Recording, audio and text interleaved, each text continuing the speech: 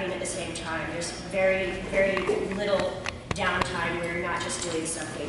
And the other challenge that all of these people on this panel face is creating something amazing that can also have multiples and be able to do stunts and hide stunt pads and things of that nature. So just starting with Chrisi, I know on American Horror Story, kind of switching gears a little bit, but on American Horror Story, certainly the family and then the spectrum of ghosts that are surrounding them in the home, we talked briefly about, but can you elaborate more on how you separate the look of the family as compared to their spiritual friends out there?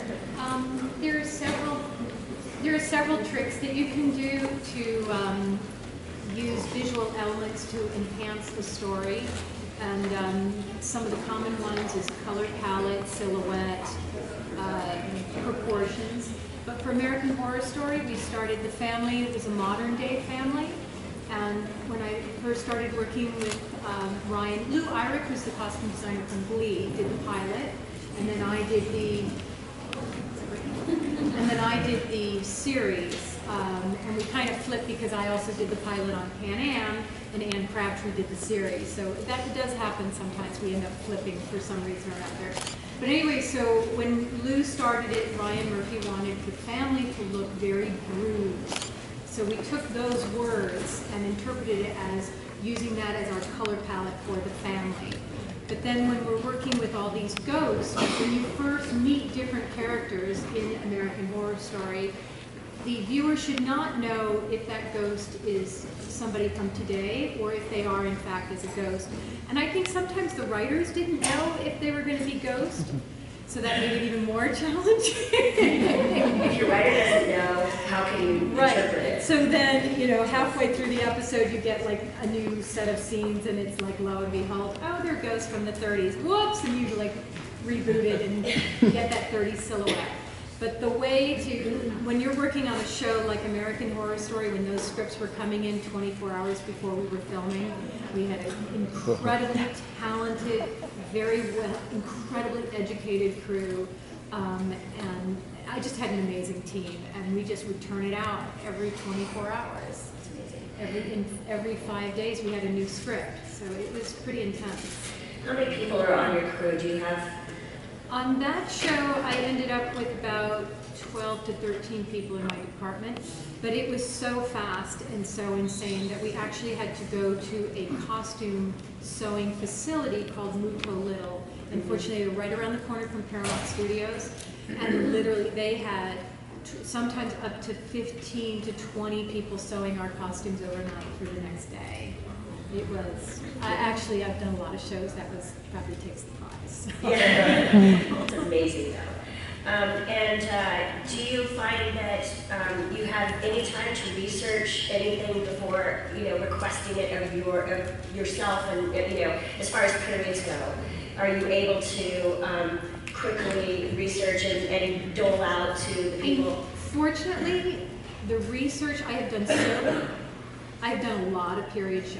Yes, you have. And when you have your hands on real period clothes and you are making them and copying them, it becomes entrenched in your brain. The hardest part is, yeah, I have that experience, but then I have to share that experience with my entire crew and the people sewing for me. Whereas like when I'm doing, like when I did Big Love, my whole crew had doing those polygamous clothes down to a science. And then all of a sudden my writers on Big Love said, oh, we want to do a flashback to the 50s. And then, yeah, I know the 50s inside and out, but then I have to bring in actual clothes to help reorient my whole crew to get that going again. And then we did a flashback that went from 1830 to 1950 polygamist. And that wasn't just period research and period clothing. How do you do 1830 polygamist? That's when your research really comes, you really need to know your It's not like there's a bastion of photos online of 1830s polygamists. No, but you know, on Big Love, I had so many contacts that I had created, and a lot of them were anonymous, but they were actual polygamists in Utah, that when I put it out there, we had a blog, and I was like, okay, I need help. Anybody got family period photographs from the 1850s, 1840s, yeah, and it was a motherload of polygamous research that came out that was gold. It was incredible. That's a gift. That's a gift. Absolutely. There's also another character on American Horror Story that I wanted to ask you about, the housekeeper Moira, and how difficult that character is, or not maybe difficult, to convey in the two different ways that she appears. I think doing the two, there in American Horror Story, there is the old Moira, played by Frances Conroy, and Frances is an incredible actress from 6 Feet Under. I think it wasn't so difficult for the costume designer. I think it was actually more of a challenge for the cinematographer. And they really embraced that switch. It was beautifully done, where you have Dylan McDermott is looking at Alex, who's this very voluptuous, thin, ultimate maid, you know, with the stacked 6-inch heels. And then he looks at her, and there's that vision of her as the sexy Moira.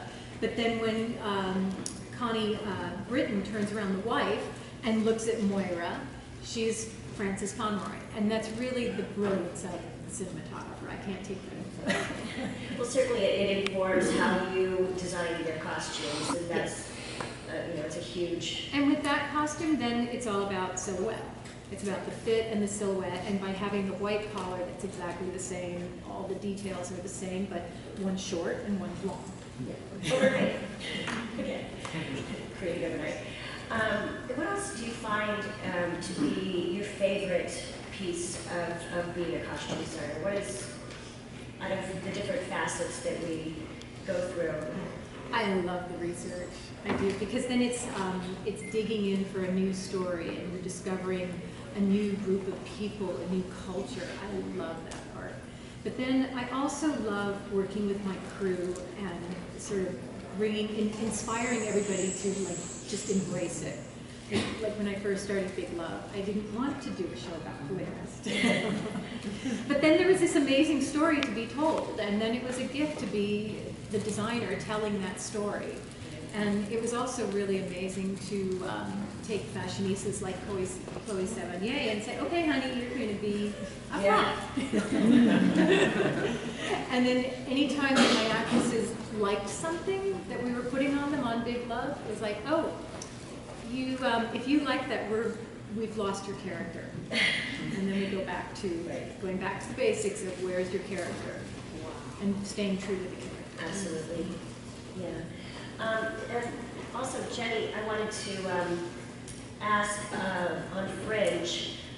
Certainly, you've had such an interesting couple seasons with the alternate universe, and taking your characters and creating their version of them in this alternate universe. Can you tell us more about the tweaking of these characters for that scenario? Yeah, a lot of it came from the actors themselves, because they're the ones that have to get inside the heads of those characters. And we knew that we wanted each alter ego or alternative universe character to be different, obviously, from them on this side. And it was a huge collaboration between me and them, and a little bit from the producers, but the producers mostly let us sort of do our thing. And really it was just about having in the case of Olivia and Bolivia, it was a little bit more subtle. In the case of Walter and Walternet, it was more extreme, I think. Right. I think also it's so interesting, you spoke earlier about this, but that within a contemporary show, that and with the need for all the multiples and the amount of time, the grueling amount of hours that are worked on the show, you're still able to come up with a piece for a character like Peter that would be iconic. Do you want to tell us a little bit more about that? Yeah, the pea coat. Who knew? I'm still pretty blown away by that, but I appreciate it and I understand it. And he, Josh, is all over it. He just loves it. I think it's awesome that happened with that. But it wasn't. I don't think it was necessarily an intentional thing that we knew would happen, but I think everybody's really happy that it did. Yeah. I think Anna Torv's look is always consistently, a perfect silhouette too. It's always a clean, crisp silhouette, and it really works. And that is her iconic thing to me. Yes. In watching the show. Yeah. Yes. What is your favorite thing about being a costume designer? What is favorite and or least favorite? Succeeding. Succeeding at what you start out to achieve in the time restraints and the scheduling and the lack of having a script or whatever, and actually realizing that somehow it came together and it worked. Right. Yeah. It's huge. It's absolutely huge. Uh-huh. I do have to just point out that all of these women here, and most designers on television shows, often get day players the night before the shoot, and it's always the last minute challenge on any of these shows. And these sometimes, for whatever reason, sometimes because that happens, something ends up being better than it would have. And I can't explain that, but the happy accident. exactly. Yeah, I love that. That is true. So I'm going to skip over you. Over to Audrey here. On True Blood, certainly you have created this world that's black as night and colors pop away. Can you tell us a little bit more about the palette? Well, the palette, I try to keep the vampires in a very dark, sexy palette, which is always sort of blacks, navies, charcoals. It's to create those sort of sharp silhouette, make them super sexy, black leather. It's sort of an obvious choice, but also I think the choice that everyone has come to expect. Yeah. And then for the humans, I try to keep it lighter. If something bad's going to happen to you, you might be wearing white. I have to avoid red in a lot of the sort of more human scenes because I use a lot of red in Fantasia. Also now in the Fairy Club, there's a lot of red. So the palettes are sort of determined by the scenes and sort of who is in each scene. So I just have to kind of juggle it around. And Laura, my assistant costume designer, Laura Freycon, is here today, by the way.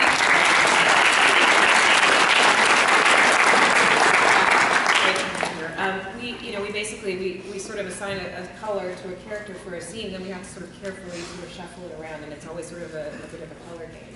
Right? Sort of where, who gets what. And, if navy's gone, navy's gone. This does happen a lot with the honing of characters and ending up with just such a tight palette.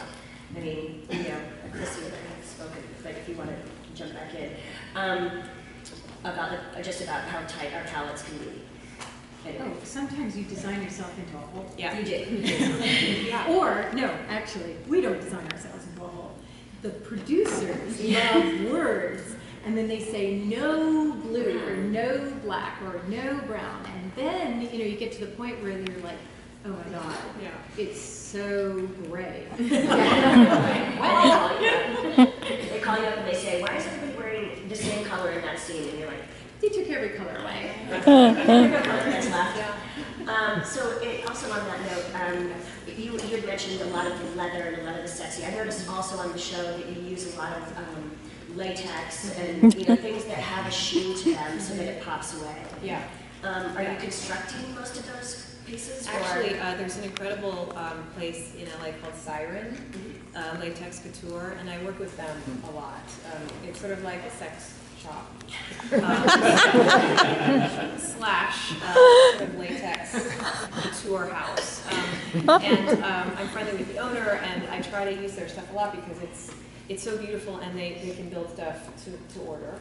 They have the multiples. They can make stuff quickly, and it's all in-house, and it's local on Sunset Boulevard in Silver Lake. So it's a great resource for me, and it creates a little more, it's like not leather, it has a little more sheen, it's sort of, so Pam, I use a lot of latex on Pam, because it also gives her that little sort of dominatrix edge, and I want to give her a little more oomph. So, yeah, and it's also just a fun alternative to leather. Absolutely. Getting it on is interesting. Did you put latex on? Baby powder. Also baby powder is good. Yeah. Yes. That's funny. And then tell us a little bit more about Sookie's character and her arc that she's been going through with this falling in love and this sort of whole relationship. Yeah, well, when she first started to spend time with Bill, and then and now Steve was sort of in there too. But you know, I had this sort of. She started out as this very sort of almost virginal, sort of young, sweet country girl. A very sort of sweet silhouettes for Doris Day. You know, kind of sweet colors, yellows, pastels. Now, I mean, now into season 5, she's like a totally different girl. I mean, she's much more sexual. She's much more aware. She's much more aware of her body and sort of the way she presents herself.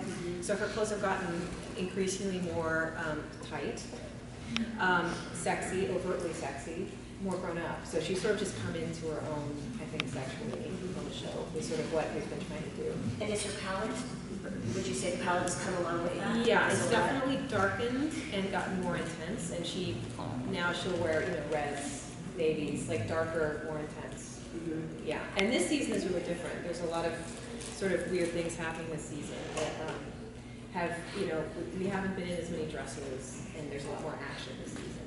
And it's fall, also in the script. So the summer dress, this sort of sexy little dress, hasn't been one of in my arsenal. Right. I read somewhere that that you like to shop at places where the characters would really shop. Yeah. Do you want to tell us more about that? Yeah, well, I really tried. I mean, So it's glad. like, yeah, I mean, it's small town Louisiana. And of course, Sookie's Stackhouse is a waitress. You know, I've had to sort of, there are certain times when you have to sort of expand beyond JCPenney or Kohl's or something to get the right fit on a you know, a contemporary actress. There's certain things sometimes you have to deliver, but it's been my desire to stay true to what the characters would wear. So we spent a lot of time at JCPenney. And I put, you know, I shop at Goodwill. I mean, I used a lot of things that really those characters wouldn't wear. If you don't need the multiples. Exactly. Yeah. But we, more and more, we need up to 6 multiples of things, Right. especially on the leads. So rarely can I use a single costume anyway. Yeah.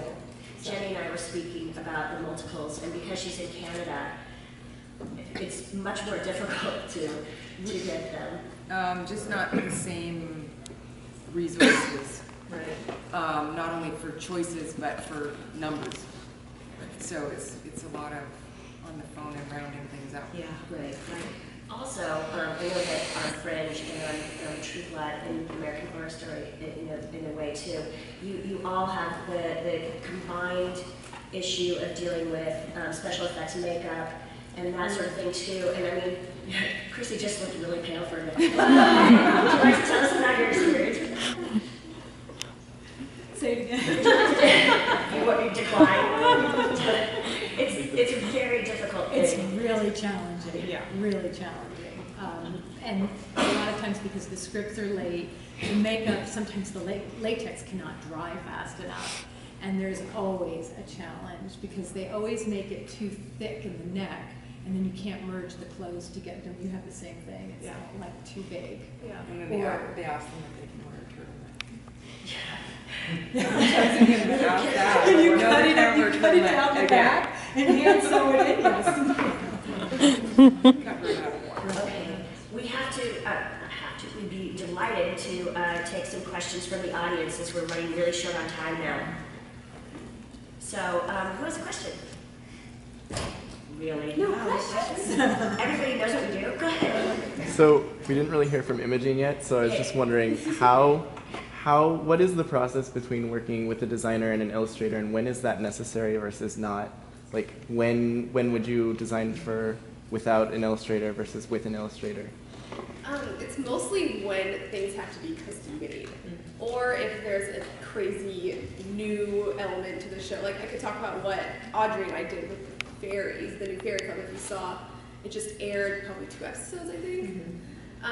So I went into the studio and she took me into this conference room that was filled with reference photos, like hundreds of reference photos. Literally, yeah, hundreds. Yeah, and so we would go through them. First, she took me through the ones that were no's, and then we would go through the ones that were yeses. And we talk about each different board represented a different aspect of the fairies that she wanted.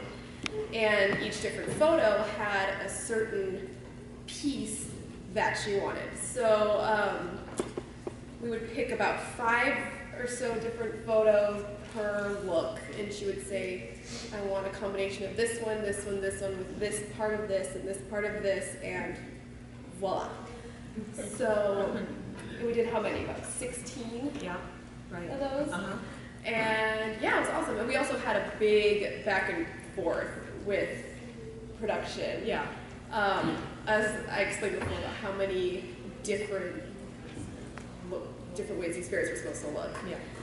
We finally landed on one and got to move forward, so it's really good. Yeah, and also I would say that the illustrations enabled me to go to production, go to Alan Ball, and really have a conversation that was worthwhile, so we could really finally get to the end point. So that's always so huge, having illustrations to sort of represent and show the producers what you're actually talking about. They can't visualize it. It's great. Who else has? Oh, go ahead, please. Are there any characters that you find easier to connect to, or your favorites to design and come up really quick? Is this for me? Everyone? All of you, actually. For me, I mean, I've been doing this show for long enough that I have such an intimate, relationship with all the characters that I'm very comfortable with their looks. And so I have to say, I mean, I have certain favorites, like, Pam and Lafayette are for me like, ooh, like when I see something in the script, I just kind of can jump on it. But I mean, I love also designing for Sookie if I've got some interesting romantic scene. I mean, it's really a wonderful vocabulary to have when you're so comfortable with your actors in the show. I would say usually with the regular cast, it does come quickly because same thing, you do know them very well. When you have a day player that is a new character that you need to come up with an idea, yes, sometimes it comes right away because for whatever reason. Other times it means, for me, getting in the car and going for a drive because then I can just think about it and there's nobody else around me and usually it'll come.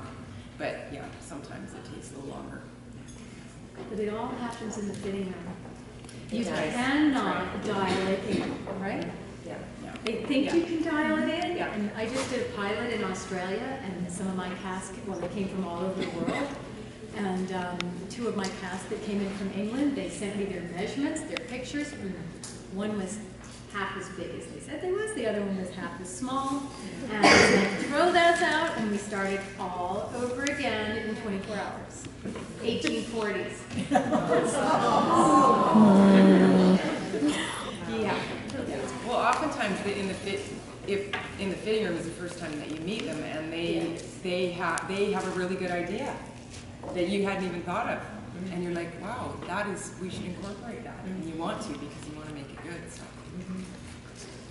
I love, there's an amazing quote of Anne Roth with Meryl Streep. And Anne Roth said, she is like the guru of the costume designers for all of us.